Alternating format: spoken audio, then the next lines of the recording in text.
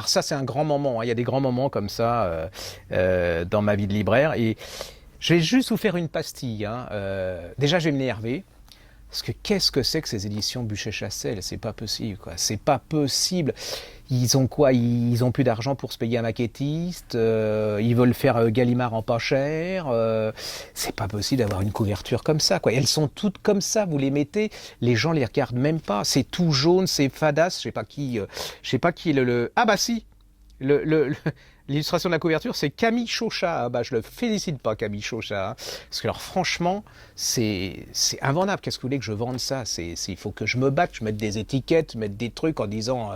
en plus, Randall. Bon, Randall, le titre, ça fait Joss Randall, Steve McQueen, ceux qui ont mon âge. C'est pas du tout un western, hein, de rien du tout. Et bon, pour moi, c'est une des plus belles réussites du roman étranger de cette année. C'est une sublime découverte avec Jonathan Gibbs. Je crois que c'est son premier roman, mais alors le type... Enfin, quand je dis que c'est son premier roman, oui, c'est son premier roman. Lui aussi, c'était son premier roman, mais la différence, c'est que ça se lit et ça se lit pas. Donc, je sais pas si vous êtes comme moi, mais l'art contemporain, il y a des fois j'ai beaucoup de mal quand vous voyez une banane avec un rat, qu'on appelle ça une installation, et puis un couteau qui descend et qui jette de la vapeur, et là vous êtes là, vous dites, là j'ai pris un coup de vieux, et je ne comprends pas tout. Là, je crois que je suis un peu comme les mecs devant les impressionnistes qui se demandaient ce qu'étaient les petites taches de peinture. Donc vous repartez d'une exposition comme ça, le moral à zéro, en vous disant je suis un super crétin qui est déjà prêt à être dans la maison de retraite. Et ben Randall, ça va vous faire mieux comprendre tout ça. Randall, c'est le nom d'un jeune. Ça se passe à Londres, hein, dans les années... je crois 90, là où l'art va complètement exploser, il va faire tout exploser.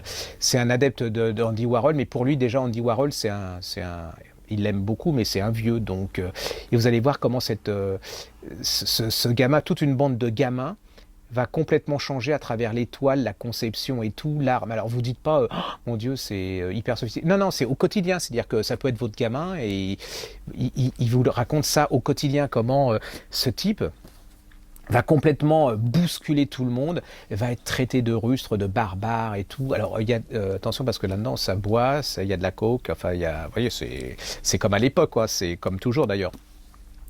Et c'est l'histoire de cette bande qui va devenir, et ben lui, Randall, il va devenir l'un des plus grands peintres, un des plus... Alors, est-ce que c'est un grand peintre parce qu'on vend beaucoup, très cher, ça c'est la question. Et là, il y a un truc que j'ai appris, c'est que pour être bankable dans ce milieu des artistes, c'est pas d'être acheté très cher qui est le plus important, c'est d'être revendu encore plus cher que vous avez été acheté. Ça, à partir du moment où vous vendez plus cher les peintures que vous avez achetées ou les objets ou les installations, c'est que là vous êtes quelqu'un de bankable et quelqu'un de relativement important et plus ça va exponentiellement, plus vous êtes important. C'est New York, c'est Londres, c'est une histoire d'amitié, et puis il y a un secret. Parce que ce type qui était hyper connu, il va mourir, je ne vous dis pas à vous de lire, hein, vous allez expliquer pourquoi, la manière dont il va mourir. Et puis il a un ami, alors lui l'ami il est complètement différent de ce type parce que Randall il vient des classes défavorisées, il n'a pas d'argent, ses parents, il vient du bas de Londres. Et puis il va, comme on dit au Québec, tomber en amitié avec, si tant est qu'on puisse tomber en amitié avec un génie, enfin un artiste de ce caractère, il va tomber en amitié avec un trader. Ce type, il va abandonner tout, mais il est immensément riche. Vous voyez le genre, je revends, voilà, le truc pas très moral.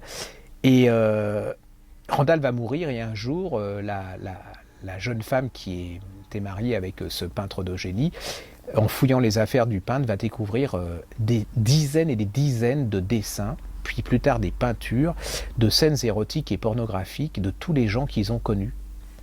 Et là, le truc, c'est qu'est-ce que c'est que ces peintures? Qu'est-ce qu'on doit faire? Parce que ça vaut des millions et des millions quand ils vont lancer ça sur le truc. Est-ce qu'on doit le lancer?